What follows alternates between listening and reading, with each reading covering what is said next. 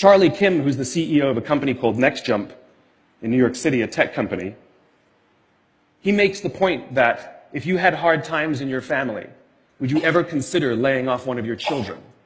We would never do it. Then why do we consider laying off people inside our organization? Charlie implemented a policy of lifetime employment. If you get a job at NextJump, you cannot get fired for performance issues. In fact, if you have issues, they will coach you and they will give you support, just like we would with one of our children who happens to come home with a C from school.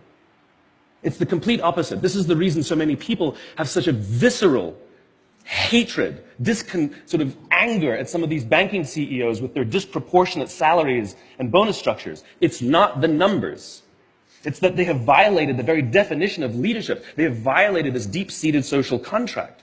We know that they allowed their people to be sacrificed so they could protect their own interests. Or worse, they sacrificed their people to protect their own interests. This is what so offends us, not the numbers.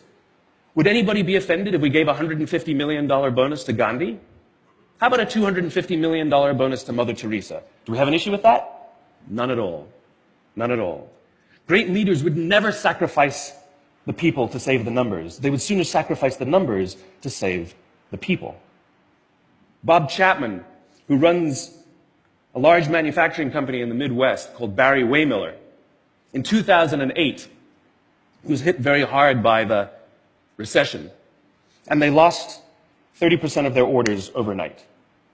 Now, in a large manufacturing company, this is a big deal, and they could no longer afford their labor pool. They needed to save $10 million. So, like so many companies today, the board got together and discussed layoffs. And Bob refused. You see, Bob doesn't believe in head counts.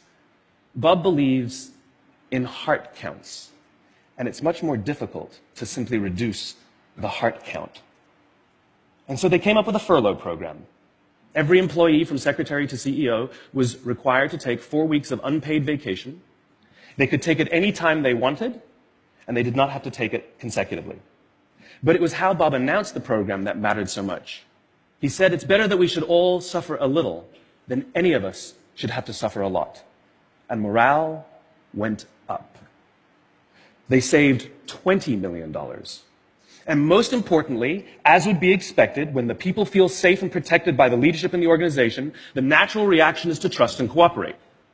And quite spontaneously, nobody expected, people started trading with each other. Those who could afford it more would trade with those who could afford it less. People would take 5 weeks so that somebody else only had to take 3. Leadership is a choice. It is not a rank. I know many people at the senior-most levels of organizations who are absolutely not leaders. They are authorities, and we do what they say because they have authority over us, but we would not follow them. And I know many people who are at the bottoms of organizations who have no authority, and they are absolutely leaders. And this is because they have chosen to look after the person to the left of them, and they have chosen to look after the person to the right of them. This is what a leader is. I heard a story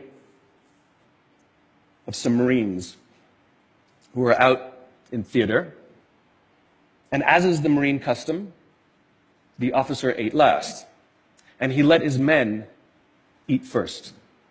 And when they were done, there was no food left for him. And when they went back out in the field, his men brought him some of their food so that he may eat. Because that's what happens. We call them leaders because they go first. We call them leaders because they take the risk before anybody else does. We call them leaders because they will choose to sacrifice so that their people may be safe and protected and so their people may gain. And when we do, the natural response is that our people will sacrifice for us. They will give us their blood and sweat and tears to see that their leader's vision comes to life. And when we ask them, why would you do that? Why would you give your blood and sweat and tears for that person? They all say the same thing. Because they would have done it for me. And isn't that the organization we would all like to work in? Thank you very much. Thank you.